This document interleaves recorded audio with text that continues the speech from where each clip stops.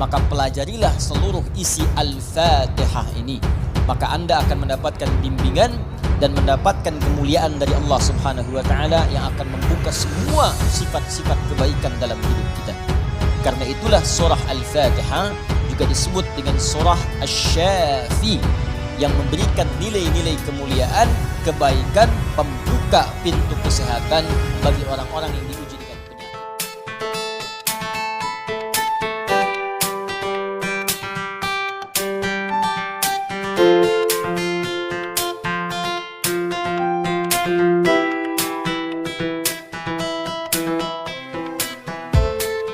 Seperti diketahui bahwa Al-Fatihah disebut dengan demikian mencakup beberapa makna yang sangat luas dan memiliki sifat yang istimewa. Al-Fatihah bisa berarti pembuka bila terkait dengan ayat-ayat Allah Subhanahu wa taala, maka ia dipahami sebagai pembuka dari firman Allah yang diturunkan pada Nabi Muhammad sallallahu alaihi wasallam sebagai mukjizat sekaligus wahyu yang menandai kerasulan Nabi Muhammad sallallahu alaihi wasallam. Jika dikaitkan pula dengan mushaf, yaitu susunannya yang kemudian kita bacakan sampai saat ini, tertulis di antara dua jilid berisi firman Allah Subhanahu wa taala saat dibacakan, maka Al-Fatihah disebut demikian karena ia membuka surah pertama dalam mushaf. Dimulai dengan surah ini, dibuka dengan untayan-untayan di ayat ini, dan hingga diakhiri sampai dengan ke surah An-Nas. Namun demikian, Al-Fatihah alnya juga memiliki makna istighraq, sesuatu yang luas jangkauannya, menyeluruh sifat keistimewaannya. Disebut demikian seakan memberikan kesan dan pesan kepada kita bahwa al di sini menunjukkan sesuatu yang luas terkait dengan semua jenis kebaikan. Fatihah artinya pembuka, taknya sifat. Jadi kalau ingin dibukakan sifat-sifat kebaikan kepada kita di semua aspek kehidupan, baik dalam fisik kita yang sehat, baik dalam rizki kita, baik dalam kemuliaan hidup kita, baik dalam segala aktivitas yang kita lalui dari ujung kepala sampai ujung kaki, maka pelajarilah seluruh isi Al-Fatihah ini. Maka Anda akan mendapatkan bimbingan dan mendapatkan kemuliaan dari Allah Subhanahu wa taala yang akan membuka semua sifat-sifat kebaikan dalam hidup kita. Karena itulah surah Al-Fatihah juga disebut dengan surah Asy-Syafi yang memberikan nilai-nilai kemuliaan, kebaikan, pembuka pintu kesehatan bagi orang-orang yang diuji dengan penyakit. Asy-Syafi, Al-Kafi, sesuatu yang dicukupkan dengannya, yang menjangkau semua hal kebutuhan yang kita perlukan dalam kehidupan di dunia. Jadi kalau kita amalkan isinya, semua hal yang baik-baik dalam kehidupan kita di dunia sampai ke akhirat akan dibukakan oleh Allah Subhanahu wa taala. Apa yang Anda butuhkan? Apa yang Anda perlukan? Apakah kemudahan dalam beraktivitas? Apakah kemudahan dalam rizki? Amalkan isinya, maka kita akan dimudahkan dan diistimewakan oleh Allah Subhanahu wa taala. Demikian dengan nama-nama yang lainnya sampai diberikan nama 14 kurang lebih untuk menunjukkan luasnya jangkauan kemuliaan dan sifat-sifat kebaikan yang dimiliki oleh surah ini. Lalu pertanyaannya, bagaimana kemudian mendapatkan hal yang dimaksudkan tadi? Kalau sakit, cepat sembuhnya. Orang dulu dibacakan sekali Al-Fatihah, dengan izin Allah langsung sembuh. Kalau kita ada kesulitan rezeki, cepat didatangkannya. Orang dulu kemudian mengamalkan surah Al-Fatihah, maka bahkan ada orang yang belum minta, sudah langsung disediakan oleh Allah Subhanahu wa taala. Demikian dengan aspek-aspek yang lainnya. Karena itu penting bagi kita untuk mengetahui isi surah ini, kemudian mengamalkan kandungannya, tidak sekedar membacakannya, tapi tidak mengetahui isinya, tidak paham kemudian kandungannya, sehingga saat kita mengamalkan isinya, kita tidak disertai dengan pemahaman yang baik, dan tidak merasakan bagaimana kemuliaan surah yang dimaksudkan. Yang paling berbahaya, dibaca iya tiap hari, tapi nggak diamalkan isinya, itu persoalannya. Berbahayanya bukan berbahaya dalam persoalan nggak dapat pahala, bukan. Sayang saja dibacakan tiap hari 17 kali, tapi tidak mendapatkan isinya. Kayak orang bekerja tapi nggak dapat gaji. Kerja tiap hari tapi akhir bulan nggak gajian gitu. Ya, Allah perintahkan kita untuk membacakannya 17 kali dalam sehari dan menjanjikan pada kita semua jenis kemudahan dan kebaikan dalam hidup. Kita bacakan cuman nggak dapat, itu masalahnya. Nah, persoalannya kenapa orang tidak mendapatinya? Boleh jadi bukan karena tidak membacanya, tapi cara membacanya itulah yang tidak sesuai dengan yang diinginkan oleh Al-Quran dan isi surah itu sendiri. Karena itu coba kita gali bagaimana kemudian surah ini diurutkan ayat-ayatnya dan dijelaskan oleh Allah dengan untaian firman-Nya yang sangat luar biasa. Baik, di pertemuan yang lalu kita telah mulai dengan ayat yang pertama. Begini cara memahaminya. Al-Fatihah. Kalau kita ingin memulai bacaan Al-Quran, maka mulai dengan surah ini. Itu yang khusus. Al-Fatihah. Jika kita ingin mendapatkan semua jenis kebaikan dalam hidup dunia akhirat, maka mulai pahami ayat-ayat berikut ini. Cara memahaminya, satu. Bismillahirrahmanirrahim. Baik, Bismillahirrahmanirrahim. Amalkan bagian ayat yang pertama yang memiliki 5 makna dalam kalimat atau ayat yang telah disebutkan tadi. Huruf ba, kedua ismun, ketiga Allah, keempat ar-Rahman, kelima ar-Rahim. Ba yang memiliki 14 makna. Di antaranya di ayat ini ada makna yang terkait dengan ghayah, tujuan. Ada ilsaq, sesuatu yang lekat sekali, dekat, tak terpisahkan. Kemudian musahabah, yang mengawasi kemanapun kita beraktivitas. Kemudian ada istighraq, sesuatu yang luas, menyeluruh, ya, tanpa kecuali. Lalu kita mengatakan bismillah, baknya kita sebutkan, ini artinya jadikan semua aktivitas kita tanpa kecuali, istighraq. Dari bangun tidur sampai tidur lagi, lakukan ghayah semua lillah karena Allah Subhanahu wa taala. Jadi kalau ingin dibukakan pintu kebaikan oleh Allah, Al-Fatihah, ingin semua dibuka baik, seluruh aktivitas kita, maka niatkan semua yang baik-baik karena Allah. Itu kunci pertamanya. Bangun tidur, niatkan karena Allah. Di begitu Anda bangun, niatkan semua aktivitas karena Allah Subhanahu wa taala. Karena itu saat kita bangun tidur, semua ditujukan karena Allah. Alhamdulillahilladzi ahyana ba'dama amatana wa ilaihin nusyur. Jadi kalimat pertama dengan akhir itu karena Allah. Alhamdulillah, terima kasih ya Allah, saya diberikan kesempatan hidup lagi saat ini. Padahal engkau bisa wafatkan aku dalam tidur tadi. Dengan izinmu, ya, sesuai dengan ajal darimu, aku diberikan semua kesempatan untuk hidup lagi. Alhamdulillah, semua pujian aku berikan kepadamu. Lillah. Di ujungnya, wa ilaihin nusyur. Maka sekarang aku akan beraktivitas mencari bekal sebagai persiapan pulang kepadamu. Wa ilaihi, untuk Allah Subhanahu wa taala. Makanya kalau Anda mengucapkan doa ini saat bangun tidur, kita sudah berjanji. Semua aktivitas di hari itu kita akan tujukan karena Allah saja. Mencari bekal, bukan karena yang lain. Jadi kalau Anda ucapkan doa tadi, berarti nanti makannya karena Allah, minumnya karena Allah, bekerjanya karena Allah, salatnya karena Allah, infaknya karena Allah, merawat anak karena Allah, semua karena Allah. Ghayah. Awas, hati-hati ya, hati-hati. Maka dampaknya orang yang semua aktivitasnya dilakukan karena Allah Subhanahu wa taala, maka fungsi ba yang ketiga.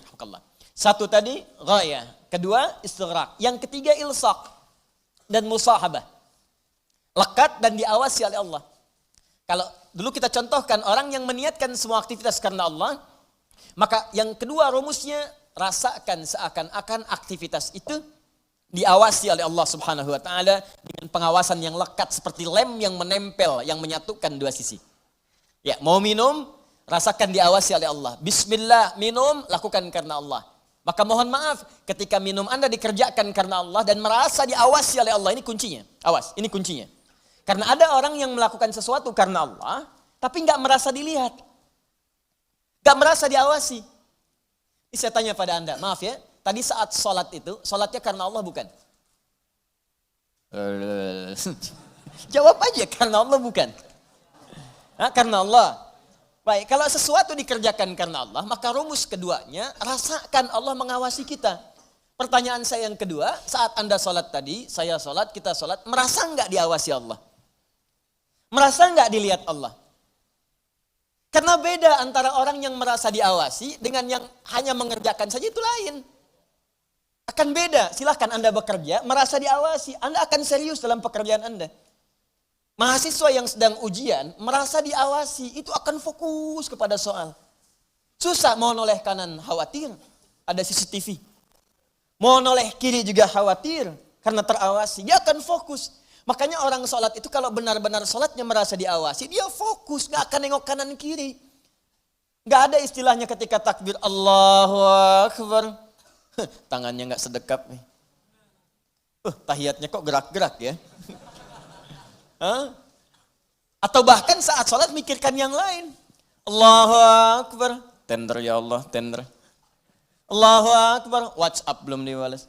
Allahu Akbar, status belum diupdate. Jadi kalau kita benar-benar merasakan diawasi Allah, bahkan kita pun akan belajar bagaimana cara membacakan bacaan dalam sholat supaya benar. Karena malu gitu. Malu baca Al-Fatihah, bacaan belum bagus. Dan merasa didengar Allah, kan malu. Anda bicara di depan saya, bicaranya nggak jelas, Anda sendiri sudah nggak enak. Ustadz Adi, saya mau bertanya, silahkan. Kan kalau kedengaran gak jelas pun, saya dengarnya pun gak paham, Anda nyampaikan pun gak enak. Sekarang Anda sholat setiap hari. 5 waktu menghadap Allah, belum tambahan sholat sunnah. Dan Anda sadar bacaan Anda belum bagus. Tapi anehnya merasakan didengar oleh Allah dan diawasi. Apa gak malu gitu? Coba deh satu kali rasakan hal yang demikian. Jadi kalau kita memang merasa, itu dampaknya lain ke dalam ibadah kita. Nanti rumus terapannya, aktivitas harian kita. Ini minum ini pekerjaan sederhana, tiap hari kita minum.